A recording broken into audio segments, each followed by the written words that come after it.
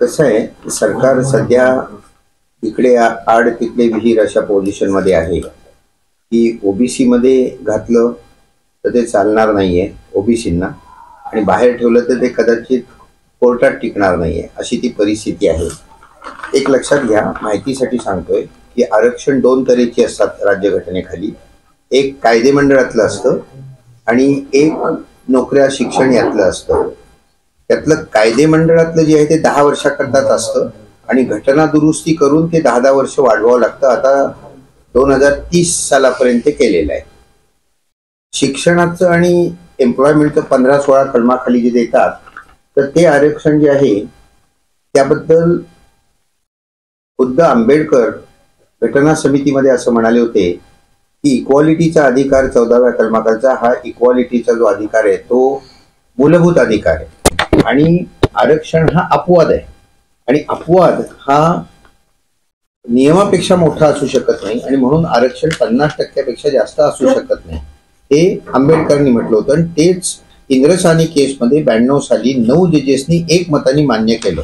त्यामुळे तो आता भारतातला कायदा आहे. तो जर का बदलायचा असेल तर 11 जजेसचं नवीन बेंच तयार करावं लागेल.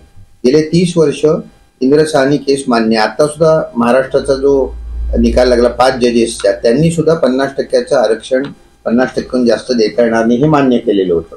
आणि त्यात त्यांनी काय सांगितलं की ट्रिपल टेस्ट असायला पाहिजे, म्हणजे मागास आयोग असायला पाहिजे, त्यांनी मागास ठरवलं पाहिजे त्या गटाला, 2 एम्पिरिकल डेटा असायला पाहिजे आणि 3 50% वर जाता कामा नये. तेव्हा या 3 गोष्टी मान्य करायला लागतात.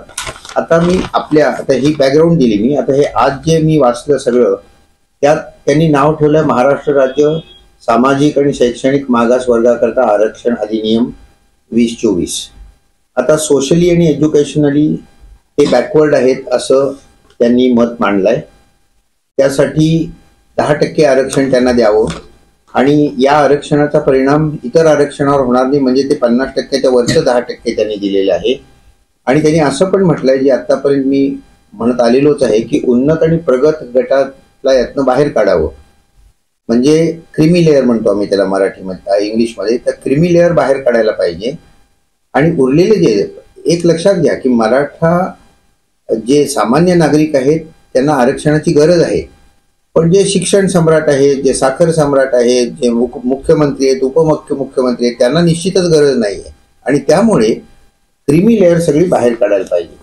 आता हे अनेकदा प्रयोग झालेले आहेत, म्हणजे पृथ्वीराज चव्हाणांनी केलाय, आपल्या फडणवीसांनी केलाय, आणि आता हा शिंद्यांच्या याच्यामध्ये न्यायमूर्ती शुक्रे यांची समिती जी नेमली होती, त्यांचं मी जे वाचलं ते असं म्हणतात की शिक्षणाची पातळी मराठ्यांची कमी आहे, आर्थिक दृष्ट्या ते मागास आहेत, सरकारी नोकऱ्यांमध्येही त्यांचं कमी प्रमाण आहे, 84% लोक मागास आहेत, 16% फक्त उन्नत आहेत, वगैरे वगैरे. राजकीय आरक्षणाची गरज नाही असंही त्यांनी त्याच्यात म्हटलेलं आहे. आता एक गोष्ट फक्त त्यांनी म्हटली, म्हणजे हे जजेस आहेत आणि त्यांनी असं का विधान करावं मला कळत नाही. त्यांनी सांगितलं की तमिळनाडूमध्ये सुद्धा 69% आहे, त्यामुळे 50%च्या वर नेता येतं. तमिळनाडूमध्ये जे 69% दिलेलं आहे ते पूर्णपणे वेगळ्या कलमांखाली दिलेलं आहे. तो जो कायदा आहे तमिळनाडूचा, तो घटना दुरुस्ती करून 9व्या शेड्यूलमध्ये टाकलेला आहे, आणि 9व्या शेड्यूलमध्ये टाकला कायदा की त्याला प्रोटेक्शन निर्माण होतं. आता 9व्या शेड्यूलमध्ये कायदा टाकायचा असेल तर त्याला घटना दुरुस्ती करावी लागते, आणि घटना दुरुस्ती ही संसदेमध्ये होते, महाराष्ट्राच्या विधानसभेत होत नाही. तेव्हा यांना तो अधिकारच नाहीये. असं असताना तामिळनाडूचं उदाहरण देणं हे माझ्या मते चुकीचं आहे. एक लक्षात घ्या की हा अधिकार आहे महाराष्ट्राला, म्हणजे 102 घटना दुरुस्तीने हा अधिकार काढूनच घेतला होता. तो केंद्राकडे गेला होता, पार्लमेंटकडे गेला होता पूर्ण. तो 105व्या घटना दुरुस्तीने पुन्हा राज्यांकडे दिलेला आहे. तेव्हा महाराष्ट्राला अशा तऱ्हेचं आरक्षण देता येतं. पण पुन्हा मी माझ्या पहिल्याच मुद्द्याकडे येतो की ट्रिपल टेस्टची इथे पूर्तता झाली आहे का? एक मागास आयोग आहे, तो नेमलाय तुम्ही, पण त्यांनी जे सगळे निष्कर्ष काढले ते एका महिन्यात त्यांनी सबंध ते एम्पिरिकल डेटा गोळा केला वगैरे, हे सुप्रीम कोर्टात मान्य होईल का? 13 कोटीच्या महाराष्ट्राचं एका महिन्यात असं होऊ शकतं का? यावर सुप्रीम कोर्ट विचार करणार आहे, ते अमान्य होऊ शकतं.